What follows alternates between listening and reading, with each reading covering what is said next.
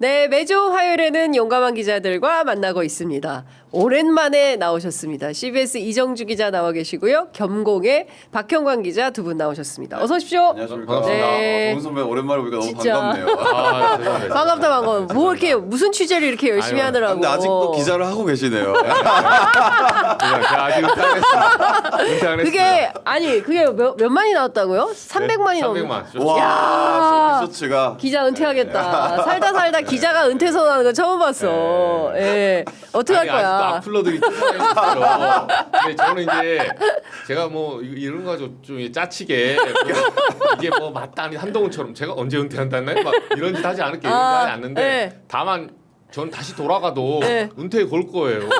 아니 그래서 어떻게 그거 말이 되냐. 잘못된 겁니다. 잘못된 세상이 거예요. 잘못된 그렇지. 건데 직위원회 어떤 네. 그 구속 취소나 조의대 파기환송이나 그렇죠. 이게 뭐 세상 있을 수 있는 일입니까? 맞습니다. 상식을 배반한 행위입니다. 네, 예. 우리나라 법원 역사에 71년 만에 나오는 그런 그러니까, 판결들을 예. 거기다 은퇴를 안 걸면 어디다 은퇴를 겁니까? 이렇게. 그러니까 이 조폭들이 손목 걸듯이 우리 이정주 기자는 은퇴를 건다. 네. 예, 기자 사회에 내가 보기에는 최초. 첫 최초 같아. 전 세계 예. 최초로 기자 사회에서 은퇴 네. 걸고. 네. 아 제가 근데 하도 악플러들이 많으니까 이제 한 마디만 보태면 네. 그 은퇴를 장 선배 있을 때 한 네, 거예요. 네. 교양 TV 가서 저는 엄밀히 말하면 파기 자판에 걸었어요.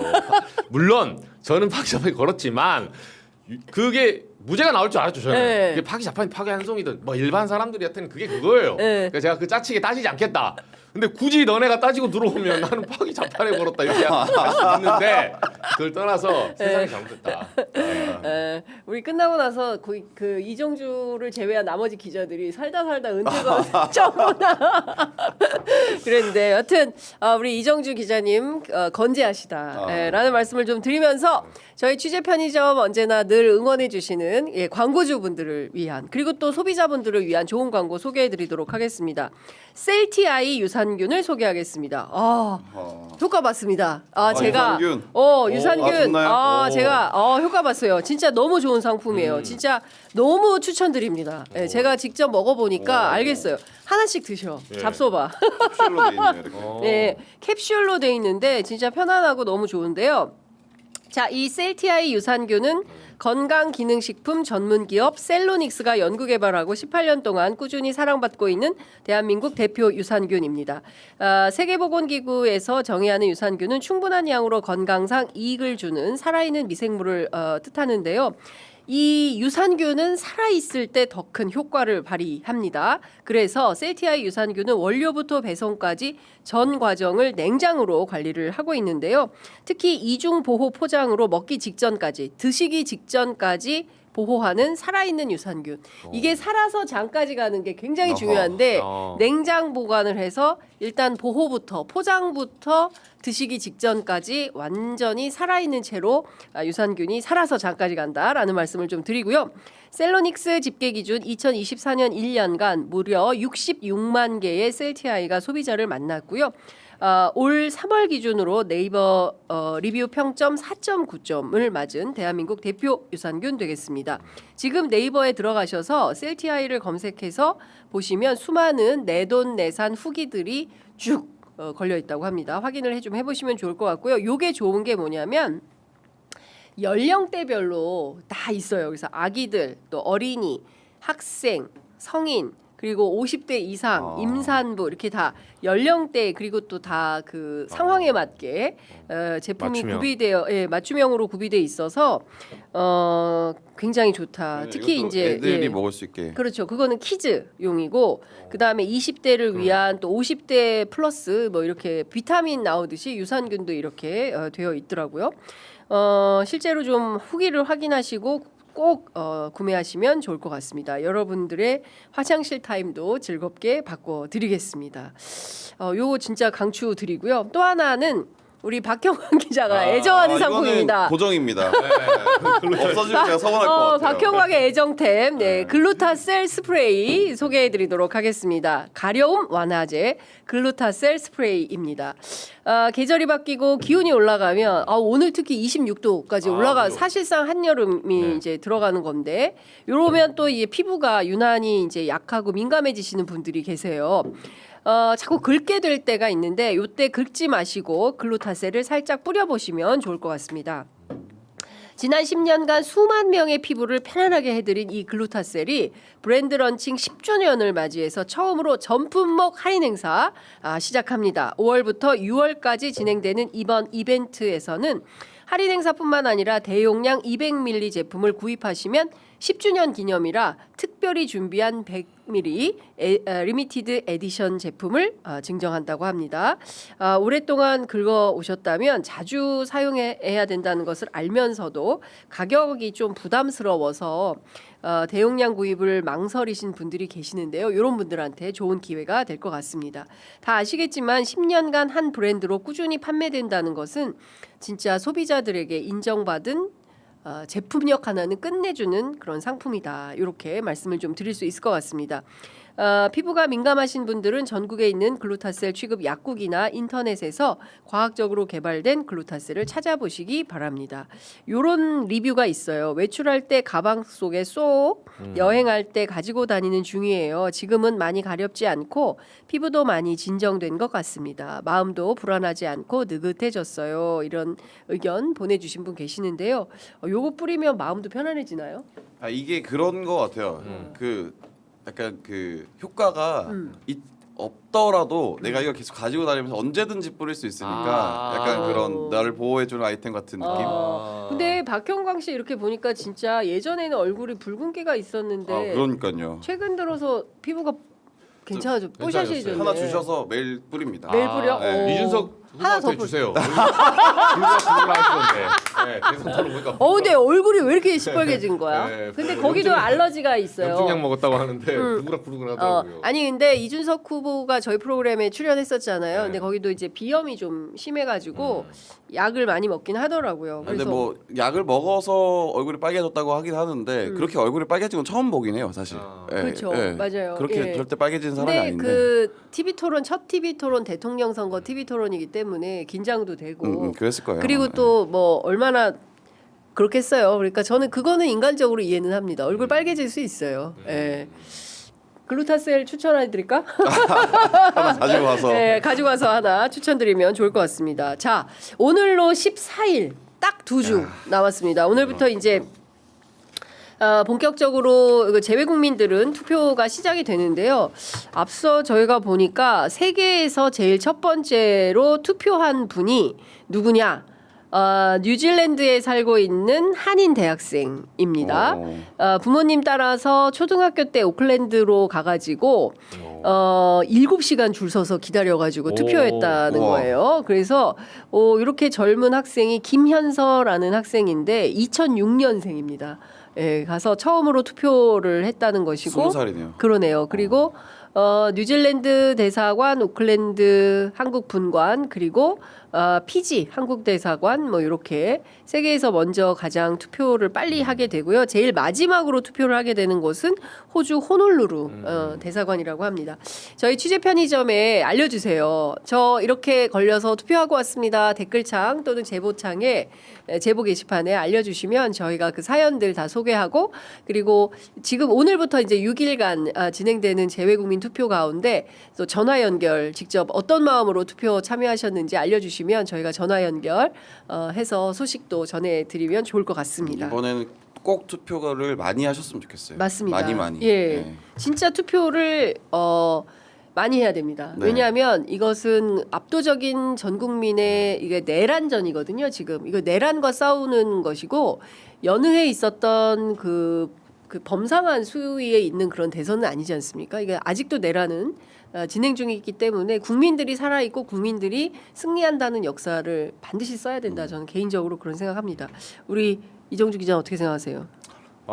저도 그러니까 지금 전반적으로는 투표율이 그 TK 그 영남 쪽이 투표 좀 기권 분위기가 있긴 하더라고요. 아 그래요? 예. 그리고 제가 이제 서문시장에 지인들이 좀 있어서 막 맨날 왔다 갔다 하는 이제 당원들, 그 국민의힘 당원들도 있고, 네. 그리고 서문시장 쪽 가보면 의외로 대구 사람들 말고 주변에 이제 위성도시, 경산 이런 데서 많이 와요. 네, 네. 맞아요. 네, 그 가깝거든요. 그래서 그분들한테 이제 매 그 대선 때 한 번씩 물어보는데 의외로 거기 가보면 한동훈 대표가 인기가 많아요.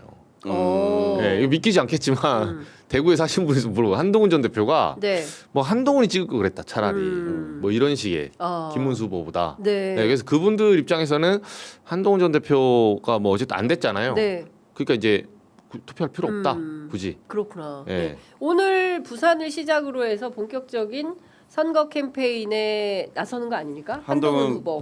한동훈 후보가. 근데 그것도 되게 웃기는 거죠. 네. 이게 내가 선대위랑도 일정 조율하지 않고 내가 알아서 자율적으로 독자인 거야. 돕겠다. 돕는 게 아니지 스스로를 돕는 거죠 사실은. 자기 선거 운동하는 거죠. 현장 라방하는 거죠. 현장 라방하는 거다.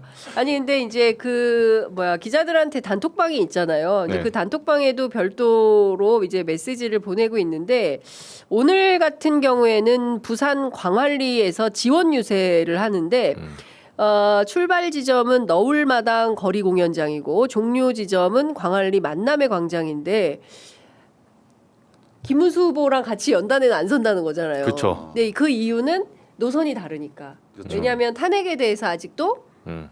옳다라는 입장을 김문수 후보가 밝히지 않으니까. 그렇기 때문에 나는 김문수를 도울 수는 없다. 그런데 또 국민의힘 주요 인사니까 캠페인은 또 해야 된다. 그거는 어떻게 대외 봐야 돼요? 명분인 것 같고. 네. 네. 캠프 그냥, 취재하면 어때요? 캠프 쪽 얘기를 들어보면은 네. 둘이 투샷 걸리기 싫다. 그거죠. 나 둘이 투샷 싫어? 투샷 걸려서 뭐 하냐. 그리고 여기 이제 그런 거예요. 둘이 같이 이렇게 캠프의 실제 얘기는 이게 그쪽 대외 명분 그거예요. 둘이 같이 다니면 한동훈의 인기가 더 많기 때문에 김문수가 가려진다. 그러니까 따로 다니겠다. 배려다. 그건 걱정 안 해도 됩니다. 그건 걱정 안 해도 돼. 서울에 와보세요. 네. 그 대구에서나 먹히는 거고. 그런 거긴 한데 네. 이제 원래는 제가 알기로는 캠프에서는 한동훈 여러 얘기가 있지만 한동훈 후보한테는 그런 얘기를 했답니다. 이제 좀 쉬시라. 푹 쉬시라. 그래서 사실 실제로도 한동훈 후보는 제가 알기로는 제주도를 가려고 했던 걸로 알고 있어요. 휴가 좀 싫어. 근데 급하게 제주도행 비행기를 취소하고 유세에 나섰다. 왜냐하면 지금이 타이밍이다. 지금 나서야 된다. 딱 지금 나서야 나중에 너 대선 때 뭐 했어? 라는 소리도 안 듣고 네네. 그리고 다음 당권에 대한 어떤 도전도 할 수 있는 기회를 얻을 수 있다. 네, 그래서 사실 이건 당권을 염두에 두고 나온 거다라고 그러니까 자기 저는. 정치 차원에서 나오는 거네요. 그러니까 뭐 누구를 돕는다기보다는 근데 뭐 진짜 자기 정치가 아니라고 하면 연단에 서는 게 너무나 당연한 그렇죠. 얘기인 연단 거죠. 서서 네. 뭐 후보 손 들어주고 그렇죠. 후보 손 들어주고 네. 그렇죠. 지지 연설도 좀 해주고. 근데 이게 원래 이제 정치인이 저는 뭐 자기 정치 하는 것까지 욕할 수 없다고 봐요. 그렇죠. 그건 어느 정도 너무- 있죠. 아니, 어느 정도 당연하죠. 있죠. 예. 왜냐면 대선 때 각 네. 지역구별로 뭐 골목골목 선거한다고 해도 내 선거를 동시에 하는 게 있어요. 네. 있는데 이 한동훈 전 대표는 제가 개인적으로 너무 짜치게 보이는 게 이게 너무 티가 나요. 그러니까 그걸 좀 우리 소위 말해서 세련되게 교집합을 만들어서 네, 네. 김문수를 돕는 척하면서 나를 살짝 돕는데 네. 이건 대놓고 나만 하겠다는 거야. 네. 그 대표적인 게 뭐냐면 네. 한동훈 전 대표 지금 이렇게 나가는 게 당에서 무슨 말 하냐면 네. 지금 보시면 아까 1차 TV 토론 했잖아요. 네. 그리고 윤석열 탈당시켰잖아요. 네. 그러니까 김문수 캠프가 어쨌든 간에 지금 지지율이 최근에 상승세인 건 맞아요. 왜냐하면 이 앞전까지 한덕수랑 싸운다고 페어돼 있었잖아요. 네. 지난 주권에도 어지러지라고 정신을 못 차리고 그렇죠. 있어서 네. 한덕수는 아직도 안 도와요. 밑장 빼기 하고 있고. 그렇죠. 그러니까 내부 그 분란이 진정이 안 돼가지고 뭐 기사 나왔지만 박대출 사무총장, 네. 윤지혁 그 본부장 둘이 막 다른 지시 하고 있고 안에 캠프에서 막 지금 엉망진창돼가지고 네. 지시도 못 내고 막 랩핑 한덕수 하던 버스차 랩핑 벗긴다고 막 하고 있고 한덕수니까 무슨 말까지 들으면 제가 막 그래서 수를 먼저 했어야지 새끼들아. 그 앞에를 문 김으로 바꾸면 되는데 한을 먼저 한 거야. 그럼 한동훈이 돼야지. 네. 근데 그게 말이 됩니까? 그런 걸로 싸우고 있어요. 랩핑도 수를 뭐 한을 왜 먼저 했냐 수를 먼저 이런 짓 하고 있어요 지금. 큰일이네. 버스를 진짜 한덕수 하려고 한을 네. 랩핑을 해놨었거든. 그러니까 그렇게 하니까 안에서 지금 그 분란이 수그러들지 않고 있는 거예요. 근데 김문수 캠프 입장에서 굉장히 기분 나쁘죠. 화나죠. 네, 네. 어쨌든 선거가 끝났고 내가 그게 뭐가 됐든 간에 그 모든 후보가 다 종결이 됐으면 나를 중심으로 뭉쳐줘야지. 네. 들어와가지고 뭐 이게 맞니 저게 맞니 하고 있으니까. 근데 이 판국에 이제야 좀 진정이 된 거예요. 윤석열 탈당시키면서 네. 지난주 이제 토요일 날 지나서 조금 진정이 되고 어쨌든 이 보수표가 이제 결집 양상으로 가서 그 밑바닥에서 살짝 올라오고 있거든요. 이제 말하자면 해가 뜨고 있는 거예요. 네. 근데 이때 한동훈이 딱 나타나서 그 소위 말해서 그 뭐 그런 거 있잖아요. 저 우리 새해 첫해 그 해처럼 딱 가서 그 앞에 서 있는 거야. 내가 있으니까 해가 뜬다. 일출. 네. 일출 직전에 거기 서는 거예요. 그러니까 당에서는 정말 꼴보기 싫어하더라고요. 이게 도대체 뭐 하는 짓이냐. 어차피 김문수 표는 올라오고 있어요 지금. 근데 이 타이밍에 딱 나서는 거죠 지금. 이게 오늘이에요. 그렇구나. 네, 어제 오늘이에요. 네. 지지율표 보시면 안 나옵니다 그냥. 근데 지금 어쨌든 이제 한동훈 후보의 이런 그 공개 행보가 김문수 후보의 지지율을 더 상승시키는데 어느 정도나 영향력이 있겠냐. 이것도 굉장히 중요한 관전 포인트 아니겠습니까? 그러니까 일단 윤석열 탈당이 어느 정도 좀 소구가 있어서 지지율 상승에 영향을 미쳤다. 한동훈의 등장도 지지율 상승에 영향을 미칠까? 어떻게 보세요? 근데 그런 건 있겠죠. 어쨌든 한동훈이라는 인물은 스타성이 있는 사람이기 때문에 주목도가 높은 사람이기 때문에 네. 사람들이 결집하는 효과는 조금은 있을 수 있겠죠. 근데 말씀하신 것처럼 어쨌든 지금은 결집하는 시기거든요. 미우나 고우나 네. 보수층에서는 그렇기 때문에 이걸로 인해서 뭔가 본인의 공이 된다라고 하는 건 굉장히 애매한 지점이에요. 그래서 말씀하신 것처럼 한동훈 그 후보가 지금 타이밍에 나온 거는 본인 입장에서 봤을 때 굉장히 영리한 판단인 거는 맞죠. 캠프 네, 입장에서. 예. 한동훈 사단 입장에서 봤을 때는. 그러니까 어쨌든 제가 보기에는 지금 돌아가는 사정을 보면 국민의힘은 뭔가 집중해서 자기들끼리 단결하고 단합해서 선거를 치르다기보다는 그냥 제각각 자기 생각에 따라서 홍준표는 홍준표대로, 한동훈은 한동훈대로 그죠. 다 각자 개인 플레이를 하고 있다. 분위기 굉장히 안 좋고 그리고 제가 이제 좀 취재를 해보면 네. 이게 엄청 큰 뉴스는 아니어서 따로 뭐 기사를 쓰거나 하려고 하진 않는데 예. 그 캠프에서는 아직도 그 캠프 안 내에 직책 있잖아요. 뭐 무슨 본부장.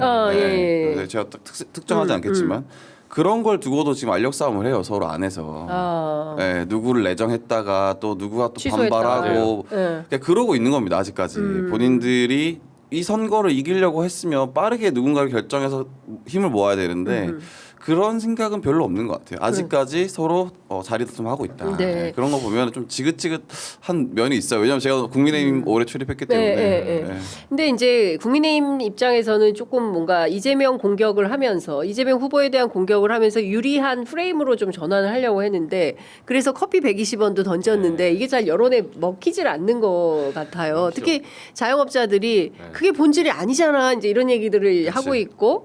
근데 그 가운데 안 돼서 그런지 방금 전에 속보가 나왔는데 10시에 김용태 비대위원장이 기자회견을 해서 무슨 얘기인가 했더니 영부인 검증을 하자. 그러면서 이제 설한영 대 김혜경 생중계 토론을 하자라는 내용으로 긴급 기자회견을 했습니다. 왜 이러는 거예요? 아니, 그러니까 우리가 지금 대통령을 뽑는 거지 영부인을 뽑는 게 아니잖아요. 아니 근데 저는 이거 물어보십시오. 김건희 때는 왜 가만히 있었습니까? 그러니까. 네, 지난 대선 네. 토론회는 진짜 검증이 필요했던 때 아니에요? 네, 영부인 김건희 그 당시만 해도 이제 박 기자랑 저랑 같이 있었지만 네. 김건희 딱 한 번 등장했어요. 그 허위학력 네. 의혹으로 12월 26일 날. 기자회견. 네. 네, 그때는 우리는 대통령 선거를 하는 거지 영부인 선거를 하는 게 아니다 이렇게 하더니 네. 이제는 이제 이렇게 들고 나오는 거죠. 그러니까 요거 자체가 이제 국민의힘이 제가 봤을 때 일관성도 없는 조직이에요. 그러니까 물론 영부인은 기본적으로 저는 이전에 말했던 그때 후보 당시는 우리가 왜냐하면 도이치모터스는 김건희의 문제가 아니라 윤석열의 문제였거든요. 네. 그냥 수사를 덮어준 거의 문제니까. 네. 그래서 그 당시는 윤석열을 우리가 검증을 어떻게 보면 놓친 게 맞죠. 네, 언론도 찌르긴 찔렀는데 네. 시간이 너무 짧았고. 근데 지금은 오히려 그러니까 이 여사들이 그래서 여사 토론이 무슨 명분을 하자는 거예요. 그 여사가 지금 정책 세우나요? 그러니까. 그러니까 이거를 하려면은 사과부터 해야 됩니다 국민의힘이. 왜냐하면 이 논리는 지금 우리가 해보니까 영부인이 굉장히 실권을 쥐고 나라를 흔들면 위험하더라라는 것을 깨닫기 때문에 이걸 하자라는 논리인 거거든요. 네. 그러면은 먼저 국민의힘에서는 김건희 여사에 대한 우리가 이렇게 해서 국정이 좀 그렇죠. 많아졌습니다라는 네. 것을 시인하고 네. 사과부터 하고 난 다음에 이걸 하자고 해야 되거든요. 맞아요. 근데 어떻게 할지 좀 궁금하긴 하네요. 아직까지 저도 아니, 그러니까 지금 뭐, 기사를 예. 못 봤기 때문에 이 속보가 지금 막 쏟아지고 있어서 관련된 속보에 대한 또 댓글들을 막 달아주시는데 그 중앙일보의 어떤 분이 정신 나갔네. 영부인이 부통령이냐? 뭐 이런 댓글부터 시작해가지고 김건희는 왜 안 했대? 이것도 딱 댓글이 달려 있어요. 그렇죠. 김건희는 왜 했어? 김건희 안 하고 이제 와서 이 사람들을 왜 하자는 거야? 아니 그리고 그 공직 후보가 아니잖아요. 그냥 그렇죠. 부인은 부인일 뿐이고 물론 우리가 법률로 이제 영부인에 관한 법규를 정한다. 그럼 그때는 달라지는 거죠. 그래서 공직자에 준하는 지위를 갖게 되면 당연히 검증을 해야 되겠지만 지금 그런 상황은 아닌 거잖아요. 지금 후보 검증을 해야 되는 거잖아요. 근데 이런데 제가 보기에는 이제 프레임을 좀 바꾸려고 하는 시도가 그렇게 아닌가. 하는 안 거죠. 먹히니까 네. 뭔가 새로운 프레임을 자꾸 만들려고 하는 거 아닌가. 예. 근데 박 기자 말은 맞아요. 예. 저는 그건 맞다고 봐요. 이 김용태 비대위원장이 그러면 이 얘기는 해줘야 돼요. 알고 봤더니 우리가 김건희를 뽑았더라. 이 얘기를 먼저 해줘야 돼요. 아니, 네. 그 말은 맞아요. 네. 네. 우리 정권의 윤석열 정권의 대통령은 김건희였다. 네. V0가 사실 김건희였다 알고 봤더니 윤석열은 껍데기더라. 이렇게 반성을 하면 네. 그래도 저는 이 논리는 맞다고 봐요. 네. 일단 전단에 그 얘기를 해줘야 돼요. 그러면 그래 맞다. 네. 우리가 김건희가 대통령이었다. 네. 지금까지 다 김건희가 시킨 거다. 그 얘기는 없어요. 뭐라고 네. 얘기를 하고 그 얘기 안 있냐면 하잖아요. 그 얘기 안 했고 뭐라고 얘기했냐면 영부인은 단지 대통령 배우자가 아니다. 정치에서 영부인의 존재는 오랫동안 검증의 사각지대에 있었다. 더 이상 이런 악순환이 반복되는 일이 없어야 한다. 그래서 양쪽에 TV 토론을 제안하니 민주당은 5월 23일까지 입장을 밝혀라. 네. 그냥 무시하면 될 것 같습니다. 무시하면 될 것 같아요. 예. 그러니까 이게 사실 긁어부스러 만드는 거거든요. 그러니까. 이게 국민의힘에서는 그 설란영 여사에 대한 이미지를 굉장히 좋게 보긴 해요. 그리고 실제로 뭐 어떤지 모르겠지만 보이는 이미지 상으로는 굉장히 청렴하고 뭐 이런 이미지가 있는 것 같아요. 그러니까 뭐 계속 이 이미지를 부각해서 뭐 악마화하고 또 이렇게 하려고 하는 것 같은데 네. 사실 저는 그렇게 생각합니다. 이번 대선은 그런 대선이 아니다. 방금 초도에 말씀하신 것처럼 네. 이 내란을 종식하고 내란에 대한 평가를 받는 그런 대선이다라고 생각하기 때문에 이런 것이 뭐 실행된다고 하더라도 크게 먹히지 않는다. 국민들이 이제는 우리의 국민들이 수준이 너무 높아져가지고 네. 이런 잔기술에 이렇게 먹히는 사람은 아니다. 먹히지 않는다. 이런 네. 생각이 좀 듭니다. 그러니까 너무 많이 당했어요. 그러니까 네. 이런 일종의 이제 기술류, 네. 이런 테크닉에 많은 국민들이 너무 당했기 때문에 이제는 다 원문을 찾아서 보잖아요. 맞아요. 그리고 맥락이 뭔지를 확인하고 그 다음에 말을 하잖아요. 이게 이제 전 국민이 토론하는 기법과 자세가 이렇게 변화가 됐어요. 근데 오로지 국민의힘과 그 주변에 있는 분들은 이제 콩알만한 거 가지고 막 공격을 하는 거예요. 그러니까 여전히 이제 조선일보시 이렇게 딱 트리밍 해가지고 그거요. 조작해서 너 이랬잖아 이렇게 공격하는 방식으로 하는 거예요. 그러니까 이거 제가 현장 다녀보면 많은 시민들이 아우 지쳤다 이제 제발 맞아요. 그 얘기를 하시더라고. 어제 40살의 유권자를 제가 용산역에서 만났는데 그분이 딱 그 얘기를 한 거예요. 아휴 우리가 이제 하다 비상계엄까지 겪었는데 이제 그만 싸우시죠. 거의 지친다 지쳐. 뭐 거의 이런 투로 말씀들을 하시더라고요. 그러니까 이거 이제 받아서 해야지 이렇게 프레임 전환한다고 먹히지 않는다라는 생각이 좀 듭니다. 그나저나 굉장히 많은 분들이 민주당으로 가고 있어요. 빅텐트 누가 치는 겁니까 지금? 그러니까 이정주 요새 기자님. 그런 얘기 나오죠. 네. 그 민주당의 회심의 전략이 민주당발 빅텐트였다. 사람들이 착각하고 있던 거예요. 처음부터 막 예. 한덕순이 뭐냐 국민의힘 뭐 빅텐트 친다 했는데 이재명 후보가 뒤에서 저걸 내가 준비하고 있는 걸 따라하는 거야. 알고 봤더니 이쪽이 빅텐트야. 그러니까 여기가 빅이라고 보였는데 더 큰 걸 치니까. 예. 예. 그러니까 국민의힘도 나름대로 빅이라고 생각한 거예요. 예. 아, 요 정도 텐트면 뭐 빅이네. 예. 예, 해서 이제 방 한 2칸짜리 쳤는데 이재명 후보가 건물 한 칸짜리를 치니까 네. 당황한 거죠. 네. 근데 지금 요거는 빅텐트는 그 말로 빅텐트를 해서 빅텐트가 쳐지는 게 아니에요.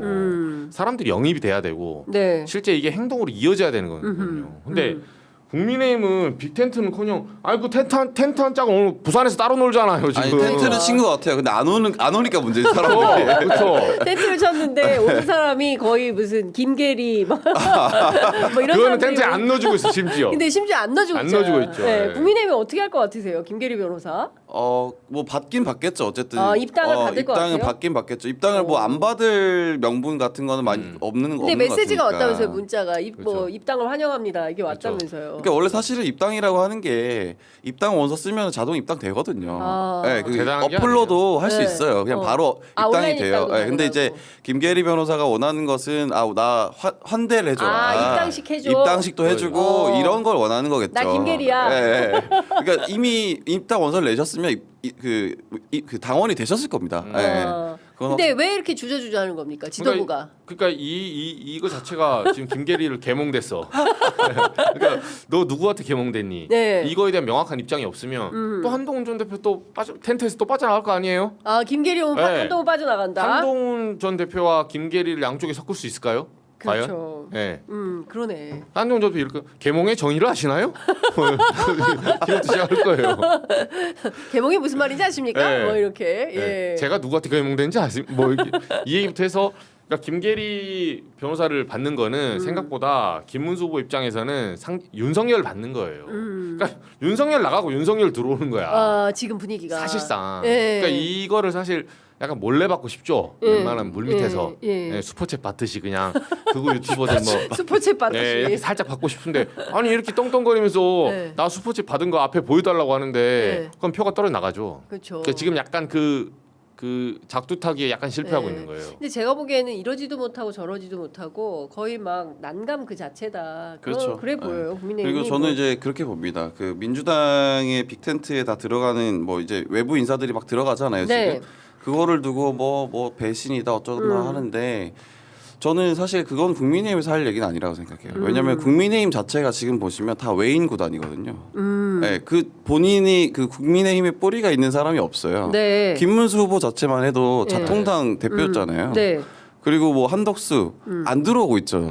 네, 한동훈 뭐 사실 뭐 그 윤석열의 황태자로 들어온 거잖아요, 갑자기. 그리고 이준석 또 어쨌든 국민의힘이 있었지만 개혁신당 나갔다가 또 그 사람 불러 들여오려고 하는 거고 다 외인 구단으로만 뭉치려고 하는 거잖아요. 그러니까 사실 지금 국민의힘에서는 그 당협위원장들이 안 움직이고 국회의원들 조직표 안 움직이고 그런 이유가 다 있는 겁니다. 어쨌든 다 외인들이 와서 하는 거기 때문에 이 사람들한테 줄 서봐야 네. 나중에 당권이나 혹은 나의 공천에 아무런 도움이 되지 않기 때문에 그렇기 때문에 돕지도 않는 겁니다. 내부에서도. 네, 그래서 홍준표 전 시장 말이 맞아요. 세작들이 들어와서 그렇죠. 나는 그러니까. 밖에서 반일하고 왔다 보면 그 굉장히 가슴 아픈 그렇지. 비유를 하잖아요. 그렇지. 펑펑 일하다 놀던 들어오면 안방은 누가 차지하고 차지하고 있더라. 있고. 뭐 예, 이런 식으로. 그렇습니다. 예, 예. 나는 늘 반일하다가 예. 굉장히 공감 가는 한마디였죠. 예. 그러니까 그래서 오늘 아침에 박지원 의원님 오셔가지고 다음 차기 당 대표는 홍준표다.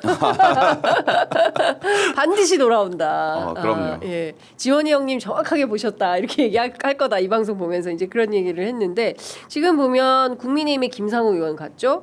그다음에 어제 개혁신당 허은하 대표도 갔죠. 그리고 김용남 전 의원도 갔습니다. 그리고 김동열 박근혜 서포터즈 회장 이분도 갔어요. 그러니까 지금 보면 매일매일 민주당의 그 올라오는 글을 보면 엄청나게 많은 분들이 지지 선언을 하고 있어요. 근데 제가 재밌는 영상을 하나 봤는데 그러니까 국민들이 그러니까 뭐랄까 호쾌하게 생각하는 대목은 이런 대목인 것 같아요. 정청래 의원 유세 현장 같은 거를 봤습니다, 국민들이 저도. 너무 이제 재밌게 보는 거예요. 저희가 같이 한번 볼 수 있을까요? 네. 안녕하세요. 이거 빨간 분들이야.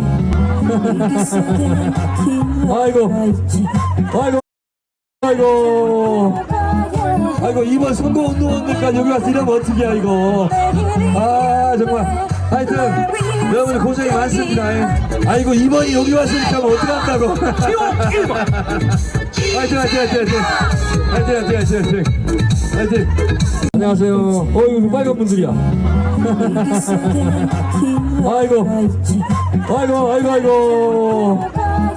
아이고 이번 선거운동원들까지 여기 와서 이러면 어떡해 이거.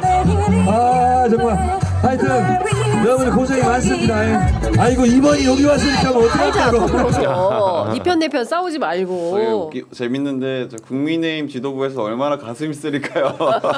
그렇죠. 국민의힘 지도부는 굉장히 가슴이 쓰리겠지만 근데 이제 그 선거가 축제인 것이고 어떻게 하면 더 나은 대한민국을 만들 건가를 이제 그 논의하는 장인데 막 그런 식으로 막 끝까지 갈라져서 막 고소 고발하고 막 이런 방식으로 하는 선거에 대해서 넌덜머리가 나 있는데 굉장히 유쾌한 그런 유세 현장 본 것 같습니다. 그 김상우 의원은 정말 신났던데요. 제가 광주에서 만났더니 펄펄 뛰어다니던데. 그러니까 저도 그러니까 김상욱 의원에 대해서 네. 기자들 내부에서도 평가가 좀 갈리긴 해요. 제 친한 기자들도 김상욱 이렇게 할 수 있냐 아무리 네. 그래도 그렇지. 네. 근데 저는 좀 저 마음 너무 이해를 합니다. 그 사실 제가 이제 진보 매체 기자로서 국민의힘 출입을 오래 하다 보니까 네. 홀대를 많이 봤는데 그렇죠. 그러다가 맞아요. 이제 민주당 취재도 안 되잖아요. 조국혁신당 가면은 굉장히 환대를 환대해 주시거든요. 맞아요. 그런 신 나거든요. 네. 그런 느낌이지 않을까. 그리고 사실 뭐라고 할 수 없는 게 국민의힘에서 얼마나 핍박받았습니까? 그러니까. 본인이 말하고 있는 것들에 대해서 아무도 들어주지 않고 무시하고 그리고 왕따시키고 그랬던 정당이 이제 와서 왜 거기 가냐라고 하면 좀 안 되죠. 그리고 울산시당에서도 탈당하라고 했지 않습니까? 근데 이제 와서 왜 탈당하냐라고 하는 거는 좀 이치에 맞지 않다. 그래서 그죠. 본인이 맞는 옷을 좀 찾았다라는 생각을 합니다. 어떻게 하라는 거예요? 탈당하라고 그래서 탈당했더니 왜 탈당해?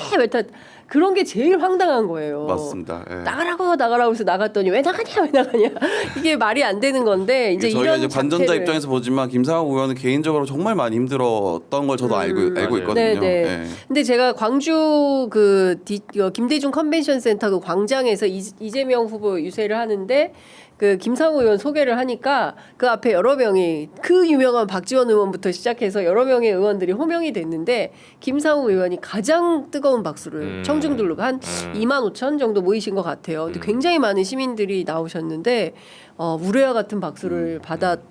그러니까 그런 게 어떤 정치인한테는 굉장히 큰 힘이 될 것 같다라는 생각이 좀 듭니다. 아무래도 핍박받는 사람한테는 좀 애정이 가죠. 네, 마음으로 그런 마음이 게 좀 쓰이죠. 있는 것 같아. 예. 그렇죠. 그 호남의 정서가 약간 그런 사람들 이렇게 보듬어서 같이 가자 뭐 그런 거 좀 그죠. 있죠. 그죠. 예. 그러니까 과거에 이제 그 신화의 1번이 이제 노무현 전 대통령. 맞아요. 노무현 대통령이 이제 그때는 당적을 달고 처음부터 시초를 했다면 네. 김상우 의원은 이제 울산에서 시작을 했지만 노무현 전 대통령의 코스를 역으로 가고 있는 거죠. 네. 이 당적으로 옮긴 다음에 이번 계엄 사태를 통해서. 근데 사실 이것도 쉽지가 않아요. 왜냐하면 어쨌든 울산에서 당선이 됐었기 때문에 자신의 그 뭐 지연 그리고 주변의 정치적 입지가 다 울산에 있거든요. 네. 그렇죠. 그래서 그 암암리의 압박과 협박을 많이 받을 거예요. 네, 정치적으로 어떻게 해버리겠다. 근데 진짜 나 그거 좀 여쭤보고 싶었는데 박경광 기자님한테 이준석 후보가 본인이 이제 YS와 노무현의 후계자다 이런 얘기를 하잖아요. 이건 어떻게 보세요? 무슨 YS랑 노무현 후계자요? 왜요? 박근혜 퀴즈 아니었나요? 박근혜 퀴즈 아니고 노무현의 후계자다. 나 같은 사람이 진짜 상계동에서 3번 떨어지고 네. 그리고 계속 이렇게 이제 바위에 계란 치듯이 이렇게 해오는 정치인이다. 제가 이제 박경광 기자 얼굴 빨개졌어. 글루타치온 좀 하시죠. 할 말이 많은데 이 글루타셀 이게 글루타셀 뿌리고 말해야겠다. 이제 제가 기억하는 노무현이라는 사람은 반칙을 허용하지 않는 사람이었습니다. 그래서 본인도 스스로 반칙하지 않고 그 자리까지 올라갔기 때문에 바보라는 어떤 칭호를 별명을 얻었고. 네. 근데 이준석 후보한테 좀 여쭤보고 싶어요. 제가 다까지는 않겠지만 본인은 얼마나 많은 반칙을 하셨습니까? 예, 얼마나 그 자리에 올라가기까지 동탄 선거에서 어떤 반칙을 하셨는지. 오. 예, 그걸 한번 여쭤보고 싶어요. 예, 그렇기 때문에 그렇게 말씀하시면 안 되고. 제가 이제 지금 평가하는 이준석 후보 같은 경우에는 그냥 전형적인 그 여의도 정치에 물든 어떤 청년이지 않나라는 생각을 합니다. 그리고 이번 토론회 때도 보면은 사실 그런 면이 너무 많이 보여서 조금 안쓰러운 점도 있더라고요. 왜냐하면 저도 한때는 좀 기대했던 정치인 중에 한 명이기 때문에 그래서 본인이 어떤 다른 데 기대서 하지 말고 본인 정책을 조금 그리고 본인의 철학을 좀 잘 세우셔서 어필을 하시면 좋을 것 같다라는 생각을 합니다. 저는 네. 이준석 대표한테 딱 하나만요. 네. 아니 뭐 본인 이제 논리 좋아하시니까 저는 이준석 후보가 그러니까 공약을 내거나 지금까지 행보가 다 잘못했다고 생각하진 않아요. 사람이 다 잘못되고 다 잘되고는 없거든요. 개 중에 나름대로 해보려는 것도 있는데 이번에 노무현 전 대통령 비유는 정말 잘못된 거예요. 저 딱 하나만 물어보면 노무현 전 대통령의 그 곽강을 받은 거는 노무현 전 대통령이 그 서슬퍼런 시대에 신군부 이런 시대에 광주 5.18 진상규명에 앞장선 사람이에요. 그것도 영남 사람으로서. 그렇기 때문에 그 용기가 정말 대단하고 호남 사람들에게 일종의 부채를 안겨준 사람이에요. 사실은 호남 정치인들이 호남 주장하는 거는 그럴 수 있어요. 그게 때로는 정의를 주장하더라도 그게 자신에게 이익이 되는 면도 있거든요. 근데 노무현 전 대통령 같은 경우는 지역구가 부산이고 태생이 부산인데 굳이 나서서 그렇게 할 이유가 별로 없어요. 자기 정치적으로 보면 손해예요. 손해를 감수하고도 진실을 캐려고 했잖아요. 근데 이준석 후보 딱 제가 하나 물어보면 김진태 지사 있죠. 김진태 지사 강원지사 그때 2022년에 지방선거 때 공천 뭐 한임 황상무랑 한임한이 할 때 텐트 치고 할 때 도왔잖아요. 그렇죠. 김진태 지사 어떤 사람입니까? 2019년에 자유한국당 공청회 5.18 망언 때 본인이 열어 가지고 난리 난 사람 이 사람. 이 사람 그거 갖고 사과한 줄 알아요? 안 했습니다. 그 당시 하라 해도 안 했어요. 근데 이렇게 했던 걸 2019년에 이준석 후보 몰랐어요? 다 알고 있어요. 자기 당대표 된 이후에도 김진태 의원이 당협위원장이었거든. 근데 그 김진태 지사에 대해서 이준석 후보가 단 한마디도 비판해 본 적 있습니까? 도와줬잖아요 그때. 5.18 공청회 뭐 망하는 거 다 알고 있어요 사실은. 근데 가서 그 사람 강원지사 떨어졌다고 후보 뭐 같이 텐트 치고 한다고 도와줬잖아요. 이준석 후보 이런 데 대해서는 단 한마디도 하지 않아요. 자기가 도와준 후보가 5.18 망언의 그 연장선상에 서 있는 사람인데도 본인은 그럴 땐 쏙 빠지는 거예요. 모른 척하고. 그래서 그래놓고 이제 와서 무슨 5.18 정신이 어쩌니 저쩌니 하는 거. 저는 사실 믿기지 않아요. 그거 잘. 그러니까 지금 그 많은 분들이 이제 곧 노무현 대통령 추도식이 옵니다. 벌써 또 5월 23일이 이번 주 금요일이에요. 저희 취재 편의점도 이제 봉화에 가서 생방송을 하게 될 텐데 많은 분들이 그분의 행업을 다 기억을 하고 있는데 얼토당토하는 비유를 하면서 내가 노무현의 후계자다라고 하는 것에 대해서 우리 시민들이 어떤 평가를 하실지 그 참 그렇다. 남들이 다 아는 얘기를 그 동탄 얘기하시니까 기자님 다 공개하라고 댓글창에 막 올라오는데. 제가 뭐 때가 되면 때가 되면 공개하겠다라는 겁니다. 그리고 방금 전에 노정면 의원이 배우자 토론에 대해서 이런 입장을 밝혔어요. 김건희를 모시더니 배우자를 대통령으로 인식하는구나. 후보로 안 되는 게 뻔한데 후보 교체 시즌2 부담이라 배우자로 사실상의 교체 타진하는구나. 엉뚱하고 기괴하다. 이제 이런 의견을 올리고 있습니다.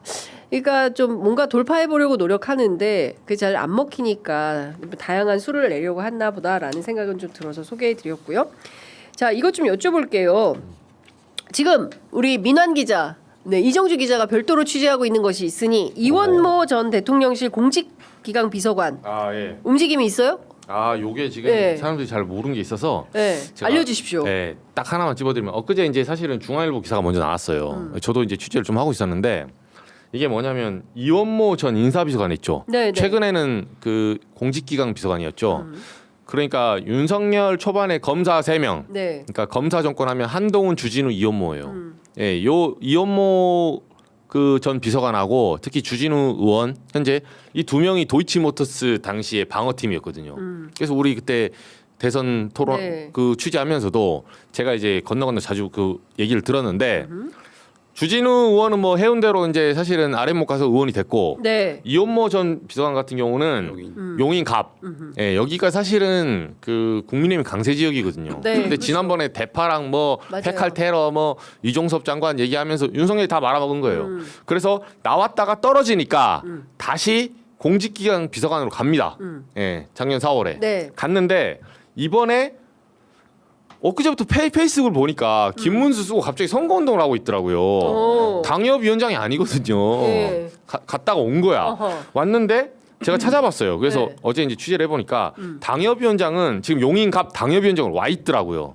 이미 이원로 예, 현재. 비서관이 예, 근데 다시 원래 또 와 있다. 네, 원래 네. 당협위원장은 네. 공모 절차를 거쳐야 돼요. 그래서 그 국민의 홈페이지 가면 올해 1월 25일 날 당협위원장 조직강 조강특위에서 네네네. 공모를 합니다. 거기 용인을 뭐 용인정 단아 용인갑은 없어요. 없었어요. 예, 예. 없었는데 여기는 공모를 하지 않고 콕 집어서 이원모를 해줬더라고요. 스리슬쩍. 예, 그래서 제가 어제 이제 물어보니까 사무총장 전화를 안 받아서 네. 다른 이제 핵심 관계자 물어보니까 이거는 비대위에서 원포인트를 해준 거예요 지금.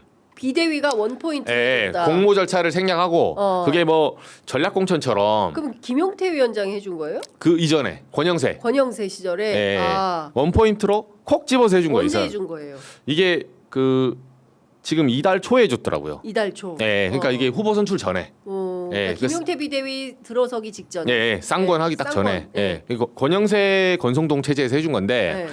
제가 이제 문제 삼는 건 뭐냐면 그럼 용인갑에 왜 왔을까 이걸 찾아봤더니 네. 여기 현재 현역이 민주당 이상식 의원이에요. 네, 이상식 의원인데 이분이 그 지난번에 재산 축소 선거법상 이 문제로 1심에서 300만 원 벌금 300만 원 당선 무효 나왔거든요. 예, 만약에 이게 3심까지 결정이 되잖아요. 네. 그럼 여기 재보궐이 열립니다. 그렇겠네. 근데 이게 밭이 좋기 때문에 재보궐용이다. 예, 재보궐 하면 이혼모 입장에서는 배지를 줍는 거예요.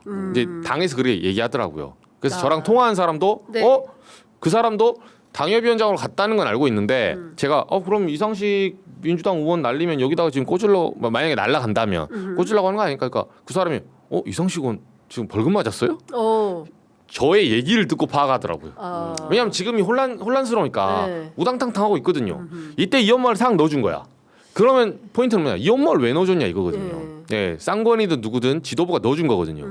근데 여기에 이제 작년에 나온 기사가 있는데 네. 저희가 지금 쫓아다니죠 사실은. 자생한방병원 있죠. 네네. 예, 이게 이제 그 처갓집 아니에요? 네, 네. 자생한방병원 신준식 원장의 사위입니다. 원래 이게 말이 많았죠. 그렇죠. 이원모 전 비서관이. 아니 그 저 임기 초에 스페인 그렇죠. 그때 그 1호기탄. 1호기탄 네. 사람이 그 부인이잖아요. 네, 와이프. 예. 그러니까 신준식 원장의 딸. 그렇죠. 민간인이 1호기를 탄 첫 번째 그렇죠. 사례입니다. 그렇죠. 예. 그 문제인데 여기가 그 우리나라 뭐 재산 신고하잖아요. 작년 소득세 하면 신준식 원장이 탑5 안에 들어가요 거의. 와. 예, 올해 내가 제일 많이 벌었다. 네. 예, 자생한병병이 그 정도예요. 네. 예, 그 재산 신고할 때 네. 국세청에서 딱 리스트 주거든요. 언제는 막 1, 2도 하고 그랬어요. 근데 와. 문제가 뭐냐? 돈 많이 벌 수 있죠. 근데 작년에 저도 이렇게 쫓아다니고 있는데 그 저도 당 내에서 제보를 받거든요. 네. 강선우 의원이 작년 10월달에 이거 갖고 지금 자료를 낸 게 하나 있었어요. 사실은 이게 뭐냐면 그 그러니까 건강보험 심평원 심사평가원에서 원래 그 한약재는 건보공단의 지원을 못 받아요. 한약재 종류가 너무 많기 때문에 네. 잘 안 해줍니다. 잘 안 해주는데 작년에 뭐가 있냐면 이게 신준식 이사장 자세한병원 이사장 이분이 특허를 갖고 있는 게 하르파고 피티움근이라고 천수근이라 불러요. 요게 그 2차 건강보험 시범 대상 한약재로 인정이 돼요. 이게 무슨 말이냐? 그럼 이제 보통 한약재는 네.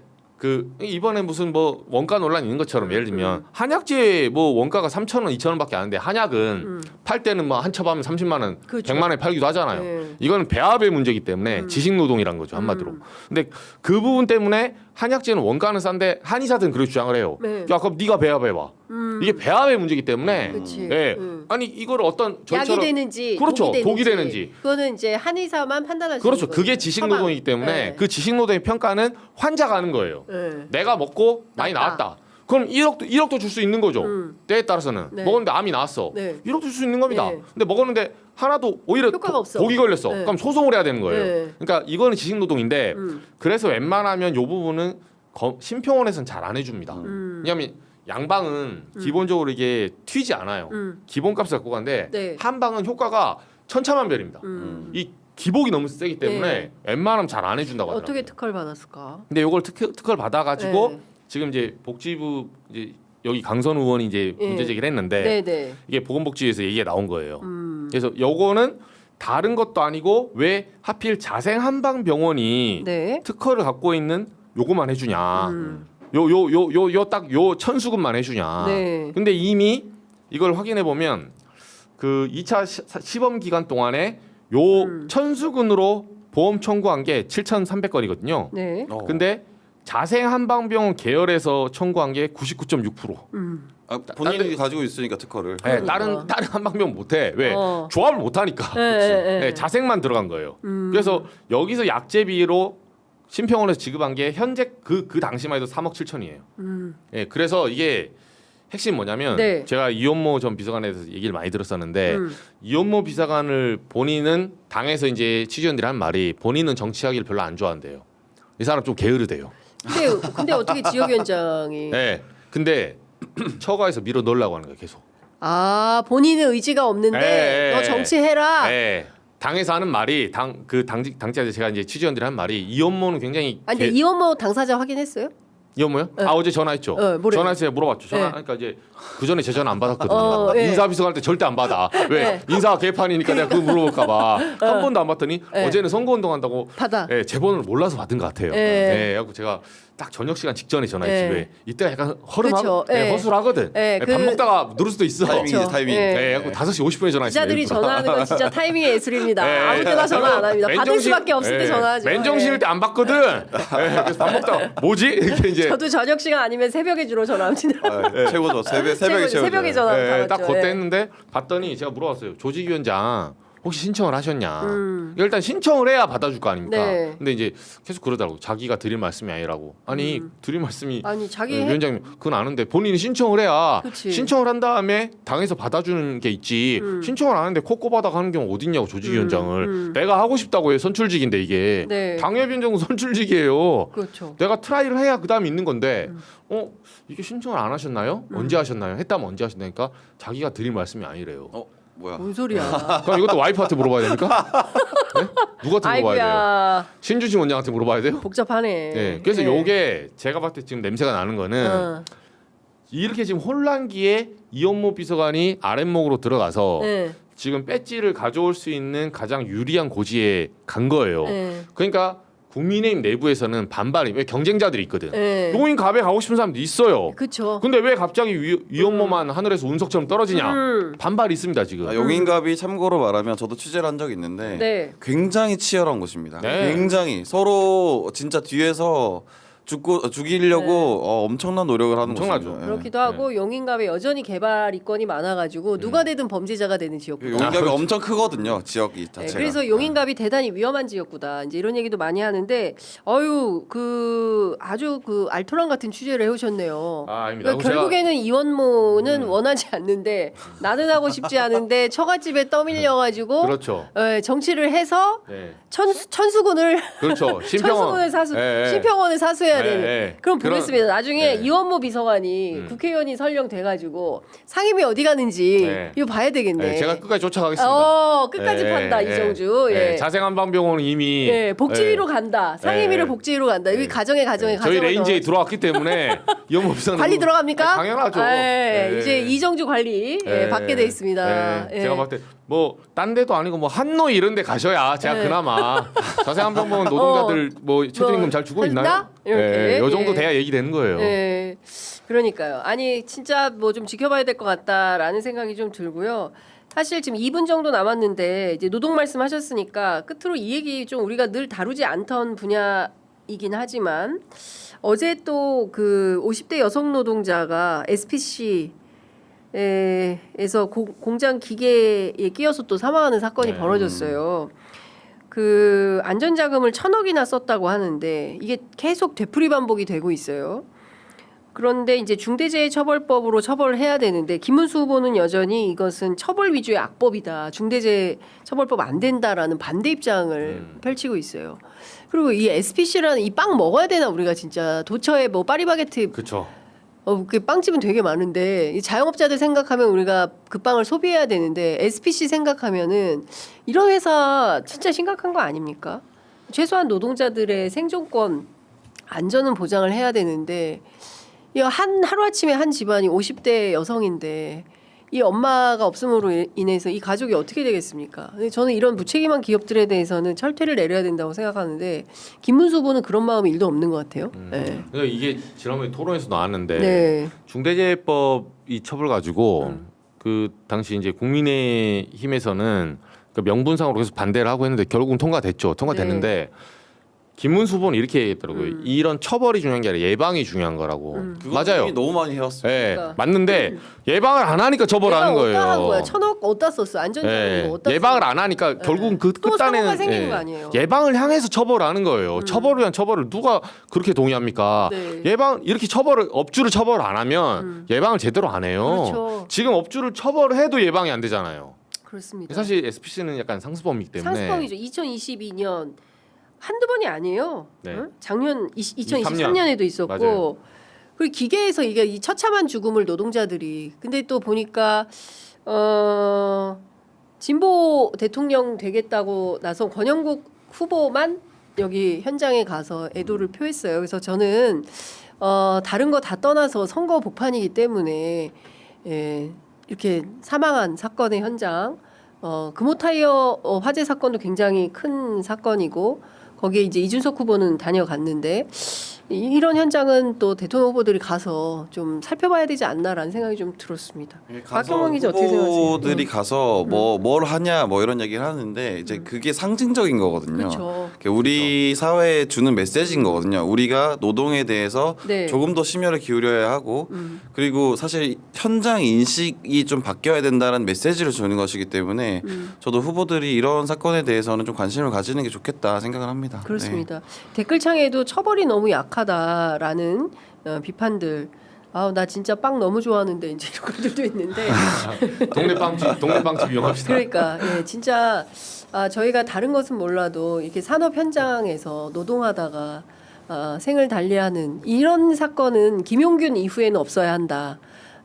라는 얘기를 그렇게 얘기를 했지만 여전히 변화하지 않는 이 노동 현장의 문제들에 대해서는 반드시 새 정부에서는 이걸 해결을 해야 되겠다라는 말씀을 좀 참 이건 드리려고. 다른 얘기지만 그 우리나라 사람들이 그런 생각이 너무 부지런하고 이 책임감이 강해서 생기는 일들이라고 생각이 좀 맞아요. 들어요. 그러니까 이런 일이 생기는 게 안 봐도 뻔하거든요. 그러니까 사람이 부족한데 많은 일들을 해야 되고 그걸 또 책임감 가지고 하려고 하고 못 하겠습니다. 말 안 하니까 더 이런 그런 이유 중에 하나라고 생각하는데 이런 거 좀 안타깝습니다. 그래서 사실 이제 처벌도 처벌인데 그 처벌로 인해서 인식이 좀 변화해야 된다. 우리 스스로가라는 생각을 좀 합니다.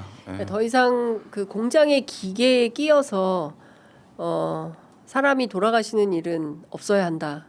기계에 사람이 끼어서 이거는 진짜 그런 일은 없어야 되지 않을까 싶습니다. 그리고 이건 여담인데 계속 여의도에서도 그 SPC 그룹의 이 상습범에 대한 부분은 약간 이거를 사건을 일으키고 덮는 과정에서 로비스트들의 어떤 알력 문제도 나와요. 뭐냐면 이게 2023년인데 그때 천효정 대통령실 부대변인 네. 이분이 SPC 갔었어요. KBS 기자 출신. 네, 천효정. KBS 출신. 그 유명한. 네. 그 KBS 기자 하다가 윤석열 이제 캠프로. 윤석열하고 친하니까 법조에서 이렇게 계속 유착 관계 뭐 맞아요. 내지는 좋은 기사 써주고 하다가 뭐 그 당시 보면 그런 설이 돌았었어요. 그렇게 하다가 대통령실 바로 들어갔잖아요. 그리고 부대변인 하다가 그 8월에 2023년 8월에 SPC 그룹 여기로 전무이사로 갑니다. 지금 나왔다고 하더라고요. 네. 근데 이때가 언제냐면 SPC가 그 당시에 게임 사고 2022년에 있었고 줄줄이 있는 바람에 굉장히 위기에 처했을 때예요.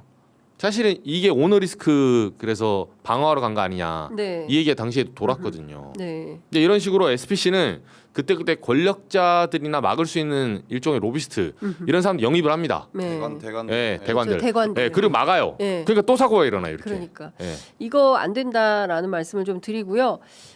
팩트 체크 차원에서 이재명 후보는 당일 밤 10시에 금호 다녀갔습니다. 네, 그래서 제가 요거 체크 못했던 거 댓글로 체크해 주셔서 감사하고요. SKT 할인 받아서 빠바 자주 갔었는데 2년 동안 안 갑니다. 이제 평생 쓴 SKT도 변호 이동합니다. 라는 말. 그러니까 이런 기업의 변화도 우리가 적극적으로 보도하면서 알려야 되지 않을까. 이런 문제들에 대해서 또 잘 보도를 하지 않는 면도 사실 이제 언론의 그렇죠. 무책임한 태도이다라는 생각이 좀 들어서 말씀을 좀 드렸습니다. 자, 마지막에 조금 무겁긴 했는데 대선 이제 14일 남았지 않습니까? 기자들도 건강 관리 잘해야 되겠어요. 마지막까지 대선 취재하려면 쥐규현 판사 얘기 마지막으로 한 마디씩만 듣고 마무리하겠습니다. 그거 계속 취재하고 있죠, 박영광 기자. 취재 안 하고 있어요?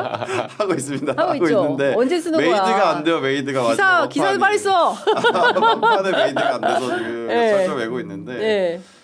저는 이제 말씀드리면 별건을 취재하고 있습니다. 지금 별건. 나온 거. 이 건 말고 별건. 네, 별건. 네. 별건도 있다. 별건도 있습니다. 어. 네. 그래서 그거 저는 취재하고 있는데 네. 이 민주당에서 나온 얘기를 듣고 바로 연락을 해봤죠. 이거 네. 내 거라고 맞는 건지. 네. 근데 체크. 별건이더라고요. 별건이다. 네. 네. 그래서 그 정도로만 말씀을 드리고 네.